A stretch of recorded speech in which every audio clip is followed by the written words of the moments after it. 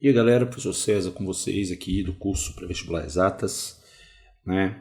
Vamos dar uma brincada aqui. O que? Fórmula de física pelos nomes dos físicos. Estamos próximos, né, de outra prova da UNB e algumas vezes a UNB cobra pelo nome do físico que fez a fórmula, né, como o que é a lei de Faraday, qual é a lei de Ampère. Claro que ela não faz uma pergunta, ela coloca uma situação e diz, para essa situação resolvemos utilizando a lei de Ampère, ou, né, resolve-se através do princípio de Pascal, né, o princípio de Arquimedes e por aí vai. Tá? Então vou relembrar elas, né, para vocês, caso apareça na prova de vocês. Tranquilo? Tá? Eu estou colocando aqui estritamente as que já apareceram em anos anteriores. Tá? Claro que, como eu tenho muito tempo fazendo a prova do UNB, mais de 20 anos, né, tem algumas que já apareceram há 15, 12, né, 10 anos atrás, e eu vou colocar aqui no bloco também. Então, para quem estudou os 3, 4 últimos anos, vai olhar e falar, peraí, essa aí nunca apareceu. Né? Nunca apareceu num passado muito próximo, mas em um passado mais longínquo ela já deu as caras. Tá? Então é bom saber. Tranquilo? Tá? Então preste atenção na jogada. Fórmulas de física pelos nomes. Primeiro, vamos começar com as fórmulas no bloco de elétrica. Quer ver uma que você sabe a fórmula, mas muita gente não sabe de onde veio? Qual é a lei de Ampère? Né? Ou pelo menos as fórmulas que vêm da lei de Ampère. Né? A lei de Ampère não vai aparecer na prova da UNB mesmo. Mas as fórmulas que vêm da lei de Ampère é exatamente as que me dizem qual é o campo magnético em torno de um fio, de uma espira, de um solenoide. Tá? Você lembra que o campo magnético resultante é o resultado da integral de campo? Tá? E essa integral de campo é a lei de Ampère. Então, quando eu tenho um fio, né, o campo magnético em torno dele vai ser, né, uma circunferência em torno do fio, dado pela regra da mão direita, né, toda aquela história. E qual é a formulazinha? Campo magnético ali vai ser o quê? μ0i sobre 2πr. Né? μ0 é a permissividade, I é a corrente e 2πr é a distância característica para essa situação. Se eu tiver uma espira, como é que fica? Né? A mesma coisa, a espira, eu tendo uma corrente ao longo da espira, né, eu vou ter um campo magnético nela. Tá? Faz a regra da mão direita aí. Para essa espira aí, eu teria o campo como? Saindo dela, né? Quando ela está em sentido anti-horário, está saindo. Quando a corrente está em sentido horário, está entrando. E o valor do campo magnético, vai ser o quê? μ0i sobre 2r. Né? A distância característica aqui, ela equivale ao diâmetro da espira. No primeiro, ela equivaleu a quem? Ao comprimento da linha de campo. E, por último, o solenoide. O solenoide que parece uma espiral de caderno, né? Esse é o desenho. E no solenoide, eu vou ter as minhas linhas de campo, né, saindo de um lado, entrando do outro. Né? Deixa eu definir aqui qual vai ser o sentido do meu campo, senão a gente bagunça aqui, né? Pela regra da mão direita, como é que eu vou ter nesse caso aqui? Eu vou ter o campo entrando do lado esquerdo do meu desenho, saindo do lado direito. Lembrando que as linhas de campo magnético sempre são fechadas. E o campo magnético aqui vale quanto? μ0i, né, N sobre L. Tá? Onde esse conjunto N sobre L chama-se densidade linear de espiras. Então, essa é a lei de Ampère. Então, quando perguntar, né, quem dá o campo magnético gerado, né, por uma corrente elétrica vai ser quem? Lei de Ampère. Beleza? Tá? Quem mais? Lei de Faraday-Lenz. O que diz a lei de Faraday-Lenz? A lei de Faraday é a que fala de indução eletromagnética. Ela diz que a DDP induzida, né, ela é contrária, o contrário é a parte que exatamente, né, se dá a Lenz, ela é contrária à variação do fluxo magnético ao longo do tempo. Tá? Essa é a lei de Faraday-Lenz. Todas as transformações de energia mecânica em elétrica acontecem baseado na lei de Lenz. Tá? Só para aproveitar que estamos relembrando aqui, o fluxo magnético ele depende de quem? Do campo magnético, da área que as linhas de campo atravessam, né, e do cosseno do ângulo que é a parte da área exposta. Então, como é que eu vario esse fluxo magnético? Para variar esse fluxo magnético, eu preciso variar quem?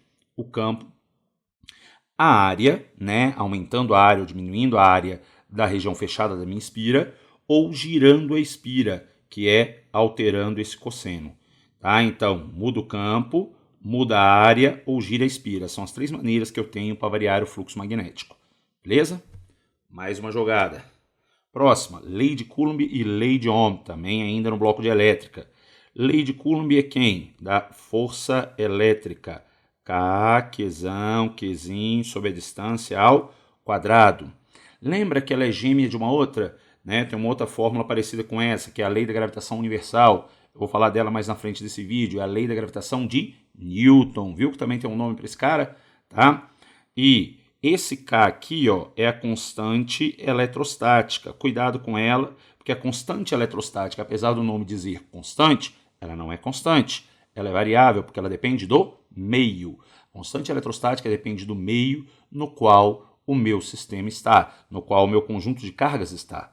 Tá? Essa força elétrica, ela é conservativa, por isso, né, ela é uma força de campo e uma força conservativa. Por isso que ela tem as mesmas características da lei da gravitação universal, que também é uma força de campo, também conservativa. Tá? Aproveitando que estamos relembrando, quais são as 3, né, forças conservativas? Elétrica, gravitacional e elástica. São elas que conservam a energia na forma de energia mecânica, transformando de energia potencial em energia cinética e vice-versa. Agora, as leis de Ohm. Primeira lei de Ohm. Tá? Primeira lei de Ohm é a que fala da DDP. U faz o quê? Ri. A DDP é igual a resistência vezes a corrente. Ou seja, para um resistor ohmico, um resistor com resistência constante, a DDP e a corrente são diretamente proporcionais. Segunda lei de Ohm. Segunda lei de Ohm. O que ela diz? É a formulazinha da rola. César, que isso? Rho L sobre área. Ela me diz como a resistência se comporta. Rho é a resistividade, depende do material. L é o comprimento do meu fio. Por isso, quando você for usar na sua casa, não use fios muito longos, que isso aumenta a resistência, consequentemente aumenta o aquecimento, pode derreter sua extensão. E A é a área. Se você fizer, né, uma extensão muito longa, escolha um fio mais grosso para que ele não esquente demais. Tá? Então, essa aí é a segunda lei de Ohm. Tranquilo? Tá? Então, rodamos o bloco aqui de elétrica, com as mais conhecidas, com as mais perguntadas. César, mas meu professor do colégio falou de lei de Kirchhoff. Na UNB, nenhuma das vezes ele apareceu a lei de Kirchhoff pelo nome. Tá? Eu tenho a primeira lei de Kirchhoff, né, que é a lei das malhas. Se eu fizer a volta numa malha fechada, a soma das DPs tem que dar 0. A segunda lei de Kirchhoff, que é a soma das correntes que chega é igual à soma das correntes que sai, num nó, ou seja, que é a lei dos nós. Mas na UNB, nenhuma das vezes apareceu a lei de Kirchhoff pelo nome. Beleza? Continuando aqui. Agora estamos passando para o bloco de mecânica, tá? Ou seja, vocês vão falar agora das formulazinhas de mecânica. O primeiro conjuntinho, as mais conhecidas, leis de Newton. Qual é a primeira lei de Newton? Primeira lei de Newton é a lei da inércia. O que diz a lei da inércia, galera? Que um corpo tende a manter o seu estado de movimento, a não ser que uma força externa venha a alterá-lo. Tá? Ou seja, se a soma de forças for 0, o corpo vai estar em equilíbrio. Esse equilíbrio pode ser um equilíbrio estático ou dinâmico. O equilíbrio estático é quando a velocidade for 0, então ele estará em repouso. Tá? O equilíbrio dinâmico acontece quando a velocidade é diferente de 0 e ele estará em movimento retilíneo uniforme. Anote aí na sua cabecinha, não existe movimento circular em, né, equilíbrio. Não existe movimento circular se não houver força. Para ter movimento circular é preciso de uma força e uma força que te puxa para onde? Para o centro. Tá? Exatamente a chamada força centrípeta. Tranquilo? Segunda lei de Newton. Segunda lei de Newton é a chamada princípio fundamental da dinâmica. César, qual é o princípio fundamental da dinâmica? Segunda lei, força resultante externa ao sistema é massa vezes aceleração. Tá? Força resultante, ela é muito má. Não esqueça, força resultante, massa de aceleração. É aquela que a gente tem que fazer os bloquinhos, separar o sistema e tudo mais, né? Terceira lei de Newton. Terceira lei de Newton é operação-reação. Tá? O que diz operação-reação? Que a toda ação corresponde a uma reação de mesmo módulo, mesma direção e sentidos opostos. E aquilo que não está escrito na lei, operação-reação não se anula porque nunca atuam no mesmo corpo, tá? Nunca, tá? César, então, como não atuam no mesmo corpo, se peso normal atua no mesmo corpo, por isso não são ação e reação. Olha que legal. A reação do peso está no centro de massa da Terra, tá? A reação do peso é peso, terra puxa você. Reação do peso, você puxa a terra, tá? Normal é você comprime o apoio. O apoio reage à compressão. Isso é normal. Normal é reação à compressão. Tudo bem? E lembrando da terceira lei de Newton, quando algo quebra, é porque a reação foi menor que a ação? De jeito nenhum. Quando algo quebra, é porque a força trocada no par ação-reação foi maior que a resistência mecânica do objeto. Tranquilo? Então, muito cuidado com isso. Muito cuidado com isso. Tá? Vamos para o próximo blocozinho. Equação de Torricelli. Tá? Essa equação de Torricelli é exatamente aquela que fala de quem? Né? V quadrado igual a V0 quadrado. Cadê? Igual a V0 quadrado mais 2A delta S. Tá? Essa daí é a equação de Torricelli. A gente usa ela lá na cinemática junto com um outro conjunto de equações. Né? César, qual? V igual a V0 mais AT e S igual a S0 mais V0T mais A sobre 2T quadrado. Tranquilinho? César, mas essa Torricelli aqui, eu tenho alguma outra saída? Olha que legal, galera.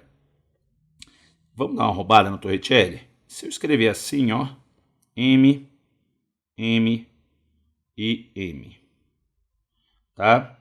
Se eu pegar e botar um 2 embaixo, um 2 embaixo e um 2 embaixo, tá? Quando você estiver falando de movimento na vertical, olha o que isso virou. Isso virou mv quadrado sobre 2 igual a mv0 quadrado sobre 2 mais m, o 2 vai cortar, olha que legal, vezes a aceleração na vertical é g e o espaço na vertical é h. Tá vendo? Né? Quando eu estiver falando na vertical, ela está tratando apenas de uma conservação de energia mecânica. Olha que bonitinho. Tá? Então, quando você aplica um Torricelli na direção vertical, numa queda livre, você está trabalhando apenas com uma conservação de energia mecânica diretamente. Belezinha? Tá? Deixa eu apagar aqui, deixar o meu Torricelli limpinho aqui para você, nas anotações finais. Tá? Então, vamos continuar com as nossas equações. Leis de Kepler. E aí, quais são? A lei da gravitação universal, eu não preciso repetir, né? A gente já falou lá atrás, é aquela da força gravitacional, que é o que? Gzão, emão, eminho, sobre distância ao quadrado. A UNB já sacaneou uma vez. O que a UNB disse? Que era possível sair da lei de Coulomb e deduzir a lei da gravitação universal. Muito cuidado com isso. Deduzir, galera, quer dizer sair de uma e chegar na outra matematicamente. Isso não é possível, porque a fonte de campo para a lei da gravitação são as massas, e as fontes de campo para a lei de Coulomb são as cargas. Então elas são semelhantes, elas têm as mesmas características, são campos conservativos e tudo mais, mas deduzir não é possível. Esse item é um item errado, tá? Outra coisa, vamos nas leis de Kepler. Quais são as leis de Kepler? Primeira lei de Kepler é a lei das órbitas. O que ela diz? Os planetas giram em órbitas elípticas com o Sol em um dos focos. Ponto mais perto do Sol, periélio. Ponto mais afastado do Sol, afélio.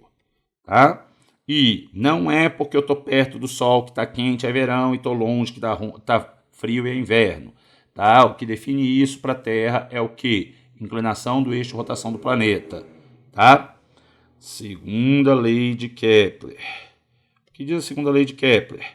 Que o raio vetor, que é esse raio imaginário, que liga o planeta ao Sol, ele cobrirá áreas iguais em tempos iguais. Tá? Qual a utilidade disso? A utilidade disso, deixa eu pintar aqui, né? Essa areazinha. A utilidade é, quando eu estiver longe, eu vou andar uma distância menor. Quando eu estiver longe, eu vou andar uma distância menor. Mas o tempo vai ser o mesmo. Se eu andei uma distância menor no mesmo tempo, quer dizer que eu estou mais devagar. Se a hora que eu estiver perto do Sol, eu vou andar uma distância maior. Se eu andei uma distância maior no mesmo tempo, quer dizer que eu estou mais rápido. Tradução da segunda lei. Quanto mais longe, mais lento. Quanto mais perto, mais rápido. Tá? A área varrida pelo raio vetor será proporcional ao tempo de percurso. Tranquilo? E terceira lei de Kepler. Terceira lei de Kepler é a que mais aparece em prova. Terceira lei, o que ela diz? Ela diz que o quadrado do período de revolução é proporcional ao cubo do raio médio da órbita. Tá? Essa constante ela vale 4π² sobre Gzão emão, onde Gzão é a constante de gravitação universal, emão é a massa do astro central. Então, essa equação ela é utilizada para calcular a massa de astros centrais. Ou seja, se você tiver os dados, né, de período da Lua, né, tempo que a Lua demora para dar uma volta, e raio médio da órbita da Lua, você calcula a massa da Terra. Então você utiliza a terceira lei para calcular a massa do astro central. Não só aquele padrãozinho que você aprendeu no ensino médio, de fazer o quê? T² sobre R ao cubo igual a T² sobre R ao cubo. Né? Quadrado cubo, César. T² sobre R ao cubo. Tá? Que você fazia, pegava lá, Terra e Marte, ou algo desse tipo. Tá? Né? E além do que, isso só é válido se os dois planetas girarem em torno do mesmo astro central. Tá? Se eles girarem em astros diferentes, já era, não vale. Tá? Então, muito cuidado com isso. E outra coisa, eu posso fazer para planetas girando em torno de astros diferentes?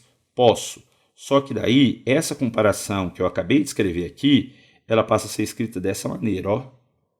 Deixa eu alterar aqui.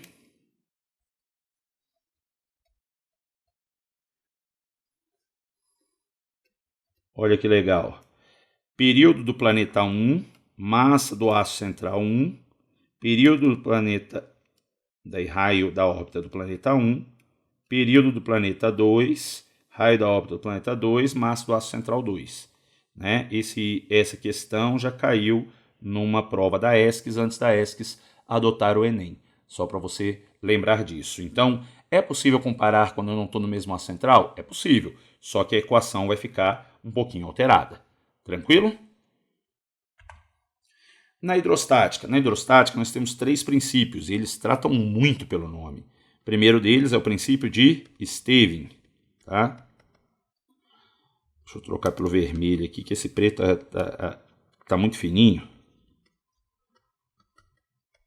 O princípio de Stevin diz o quê? Que a pressão total num ponto é a pressão atmosférica mais a pressão hidrostática. A pressão hidrostática é dGH. Ou seja, quanto mais fundo eu estiver dentro do meu fluido, maior a pressão hidrostática. Bem óbvio isso, né? Princípio de Pascal. O princípio de Pascal é o princípio da prensa hidráulica. O que ele diz? Que se eu tiver, né, áreas diferentes aqui, eu vou gerar uma variação de pressão do lado 1 e essa variação de pressão será transferida integralmente para o lado 2, de modo que força 1 na área 1 é igual a força 2 na área 2. Você está vendo que a área 1 é menorzinha que a área 2 nesse desenho. Então eu faço uma forcinha numa areazinha e ganho uma forçona numa areazona. Tá? É essa jogada. Ele é um multiplicador de força. Tá? Então, ele serve como um sistema de vantagem mecânica. Por quê? Porque ele consegue aumentar a força aplicada de acordo com o aumento de área. E o terceiro, pelo nome, é o princípio de Arquimedes. princípio de Arquimedes é aquele que fala de quê, galera? De empuxo, tá? E como é que a gente calcula o empuxo? Empuxo dVg, onde D é a densidade do fluido, V é o volume submerso e G é a gravidade. Cuidado, a densidade é do fluido e não do objeto que está imerso no fluido, tá? Lembrando que quando eu tiver, né, um objeto parcialmente imerso no fluido, né, nossa, ficou muito feio. Fiquei na dúvida se eu desenhava uma caixa ou se eu desenhava um barquinho. Aí ficou um bar-caixa, ficou uma droga. Né? Eu tenho uma certa porcentagem dele submerso e para que ele flutue, o peso e o empuxo têm que ser numericamente iguais. Como resultado disso, a densidade relativa será igual à fração submersa. Ou seja, a densidade do corpo sobre a densidade do fluido, tá? Vai ser igual ao volume submerso sobre o volume do corpo. Tranquilo? Tá? Densidade relativa igual a fração submersa. Belezinha? Então, Stevin é a pressão total, Pascal é o princípio da prensa hidráulica e Arquimedes é empuxo. Por favor, não confunda os nomes. Tranquilo? Continuando mais um pouquinho. Agora no bloco de termologia, ótica e ondas. Lei de Snell. Quem lembra a lei de Snell? Lei de Snell é para quem? É para ótica, é refração, tá? Lembra dela? N1 seno θ1 igual a N2 seno θ2. Onde? Ou N1 seno I, N2 seno R, tá? Que você vai falar do quê? Da refração da luz. Eu pego, por exemplo, do N- para o N+. Quando o índice de refração aumenta, a velocidade da luz cai. E quando a velocidade da luz cai, o que vai acontecer? Eu tenho um ângulo aqui, o ângulo de incidência, que é sempre colocado em relação ao normal, e esse ângulo ele vai sofrer o quê? Diminuição. Tá? César diminuiu por quê? Porque a velocidade diminuiu. Tá? Uma coisa que eu também garanto na lei de Snell é que a velocidade do feixe incidente sobre o seno do ângulo de incidência é igual à velocidade do feixe refratado sobre o seno do ângulo de refração. Para ser bem exato, isso vale para refração e para reflexão, tá? Na reflexão, como ele volta com o mesmo ângulo, ele volta também como ele volta com a mesma velocidade, ele volta com o mesmo ângulo, tá? É isso que me garante aquela lei da reflexão que me diz que, né, o ângulo de incidência é igual ao de reflexão. Tranquilo? Tá? Então, relembrando aí da lei de Snell. Próximo, equação de Fourier. César, eu não sei onde que... Eu não sei nem quem é esse tal de Fourier. Sabe sim. O Fourier é aquele lá da troca de calor por condução, né? O fluxo de calor por condução, ele é dado, né, em calorias por segundo. Em calorias por segundo, ele vai ser dado como K a ΔT sobre a espessura. Quem é K? K é a condutividade térmica, a área de troca de calor, ΔT é a diferença de temperatura entre os dois elementos que estão trocando calor, e E é a espessura por onde vai passar esse calor, por onde vai fluir esse calor, né? Espessura da parede, por onde o calor flui, por exemplo. Né? Digamos que eu tenho a temperatura interna aqui, temperatura externa aqui, né? O calor vai fluir através dessa paredinha aqui, tá? Ou seja, nesse caso aqui, essa seria a espessura, né? Só para relembrar aí, né? O K, ele diz quão rápido o calor é trocado. Então, elementos com alta condutividade térmica, o calor vai ser trocado mais rápido, tá? Que é o caso de metais, né? Elementos com baixa condutividade térmica, o calor é trocado mais devagar, que é o que acontece, por exemplo, com uma almofada, com a cobertura da sua cama. Por isso que você usa um cobertor. Ele é um bom isolante térmico, ele é um mau condutor de calor, tá? É essa a jogada, tá?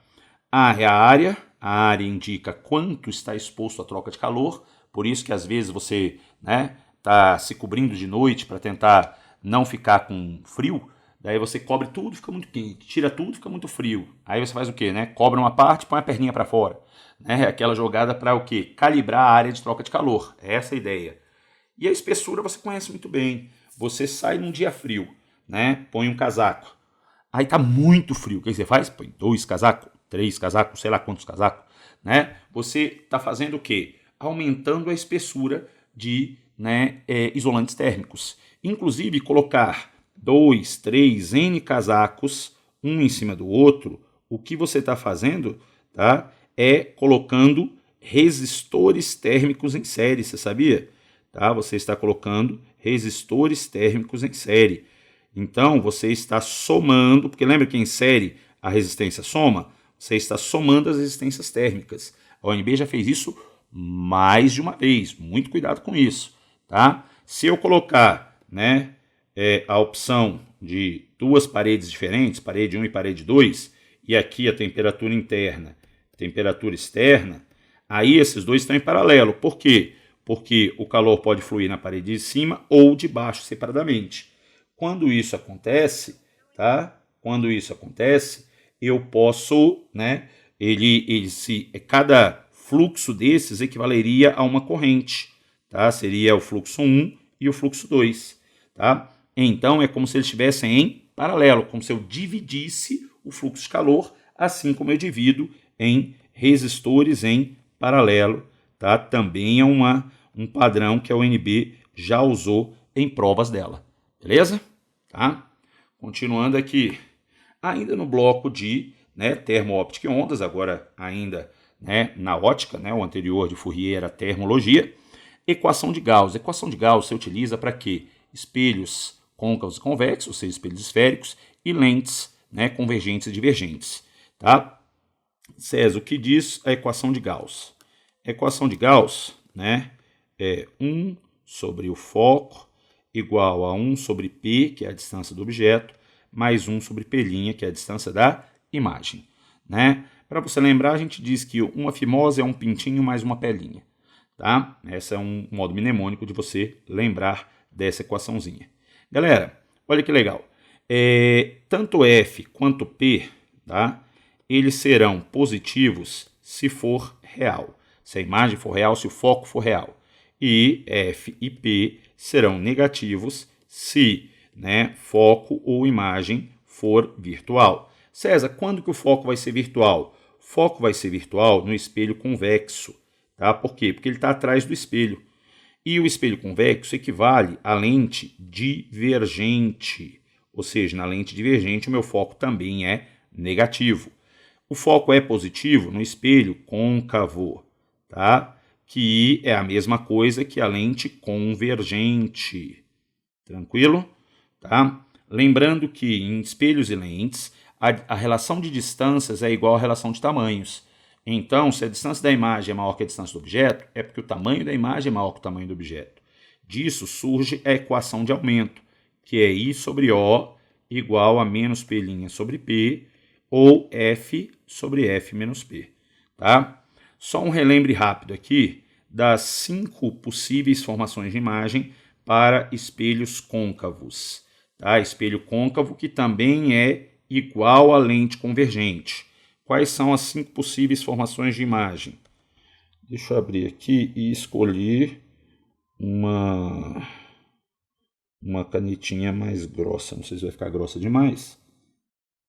Talvez tenha ficado grossa demais. 5 posições.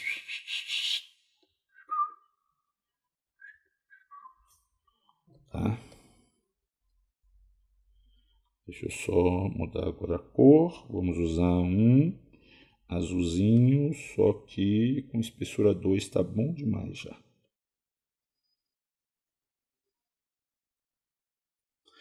Aqui, antes do, né, eu vou ter uma imagem real, invertida e menor, antes do centro, isso aqui é o centro de curvatura, real, invertida e igual sobre o centro de curvatura, entre o centro e o foco, real, invertida e maior, sobre o foco a imagem é imprópria, ela não vai se formar, e entre o foco e o vértice do espelho a imagem virtual, direita e maior.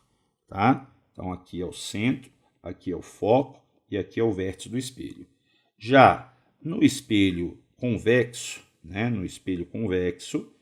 foco e centro ficam atrás do espelho, por isso que esse foco é negativo, tá? E só tem um tipo de imagem sendo formada. Qual, César?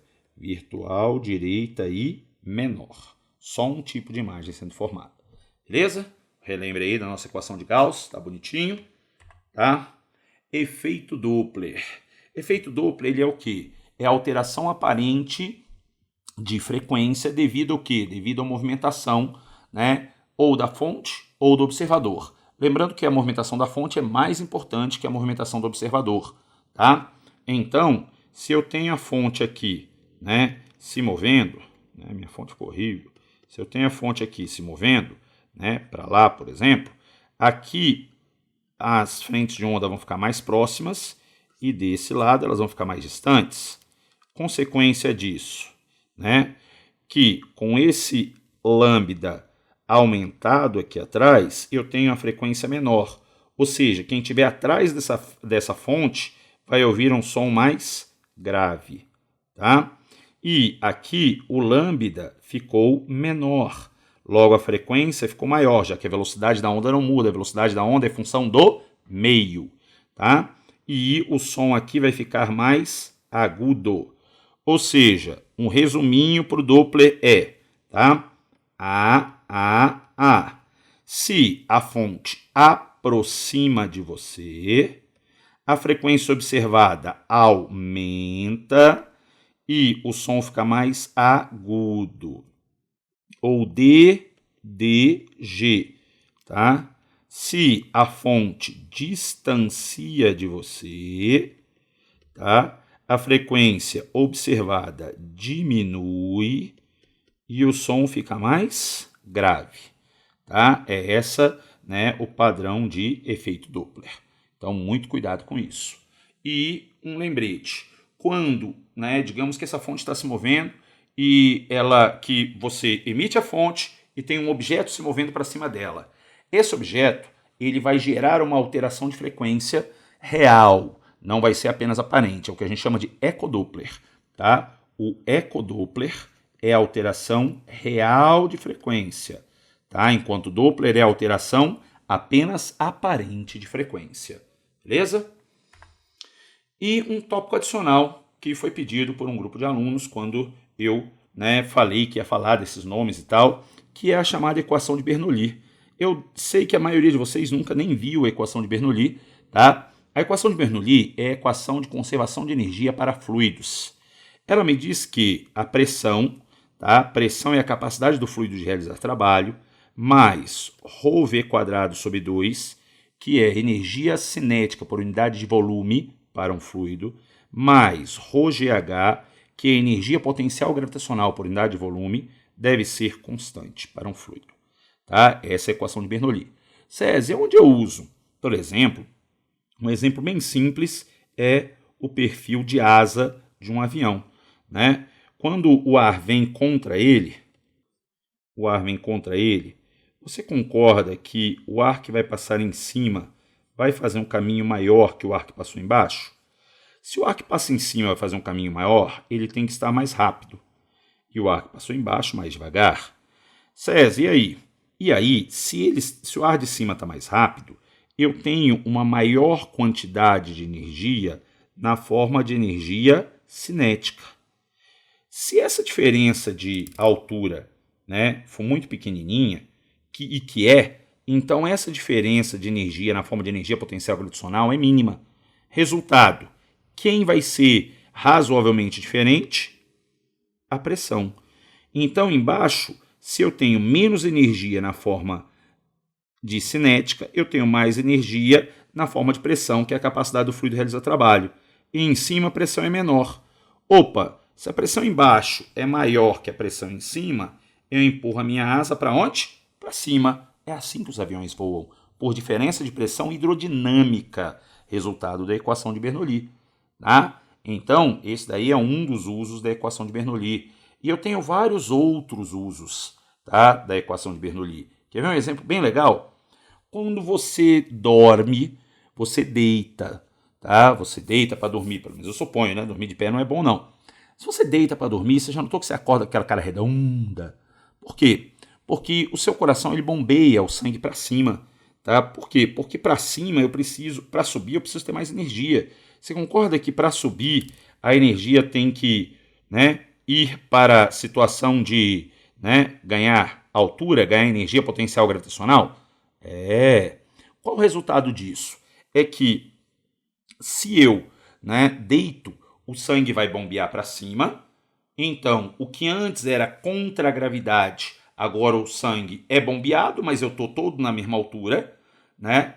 E para descer da cabeça para o pé, ele descia por ação gravitacional. Ou seja, quando aumentava a pressão em cima, eu empurrava para baixo. Resultado, agora não tem nada para empurrar para baixo. O sangue se acumula no seu rosto. Resultado disso, o que acontece?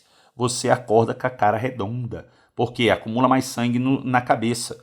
Por isso, quando você acorda, a pessoa olha, acabou de acordar, né? Você não tem como mentir, né? Você está com a cara redonda, tá? Do mesmo jeito, se você dormir sentado, como acontece num ônibus, por exemplo, numa viagem longa, tá? Você enche os pés. Por quê? Porque quando você pisa, você ajuda no bombeamento desse sangue para cima. Você faz força, você gera pressão ali naquele conjunto, né, de vasos no pé, gerando um bombeamento, aumentando a pressão do sangue ali e bombeando ele para cima para ajudar ele a subir. Quando você fica parado sem fazer isso, o sangue se acumula no pé porque ele não tem energia suficiente para subir para o resto do sistema. Aí o seu pé incha, por isso ele fica um pé inchado quando fica muito tempo parado na posição vertical. Tranquilo?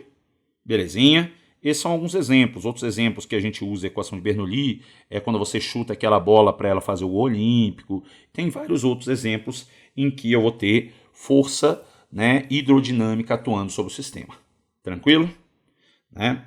Essa daí, né, era a última das nossas, né, formulazinhas com nome, pelo menos as que eu lembrei agora, porque normalmente eu faço essa aula, né, eu faço ela em sala, daí eu vou perguntando, os alunos vão dando várias ideias, daí a gente acaba, né, indo para outras formas que às vezes nem tem a ver com nome, mas a gente faz uma grande revisão, né, ela dura um tempão, dá mais de hora, né, o nosso vídeo, pela minha contagem aqui, está com 37 minutos, né, já ficou um vídeo bom, para assistir na internet ele fica até longo, tá? Muito obrigado a todos e até mais, boa prova para você, arrebenta lá!